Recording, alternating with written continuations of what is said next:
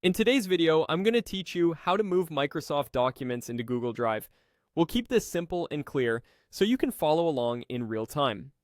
First, open your web browser and go to Google Drive by typing drive.google.com. Make sure you're signed into the correct Google account, especially if you switch between personal and work accounts. You'll land on the Drive home screen, which is your main hub for storing and managing files. On the left side, look for the New button. This is the starting point for adding anything to Drive. Click New to open a small menu of options. From there, choose File Upload. This tells Drive you want to bring files from your computer into your cloud storage. Your computer's file picker will open. Navigate to where your Microsoft documents are saved.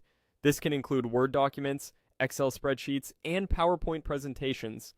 You can upload a single file or select multiple files at once by holding Shift for arrange or Control on Windows, Command on a Mac, to pick specific files. If you have a lot of items to move, selecting them together can save you time. As soon as you confirm your selection, Drive starts uploading. Watch the progress panel that appears in the bottom right corner. It shows each file's status and lets you know when the upload finishes. Larger files or slower networks may take a bit longer, so keep the tab open until you see the upload completed message. If you're working with a spotty connection, plugging in or moving closer to your router can help stabilize the upload. By default, your files will land in whatever part of Drive you're currently viewing. If you want them inside a particular folder, it's helpful to navigate into that folder first and then click New and File Upload from there. That way, everything goes exactly where you want it. If a file with the same name already exists, Drive may keep both copies or show a prompt so you can decide how to handle duplicates. Once the upload is complete, your Microsoft files will appear in Drive and remain in their original formats.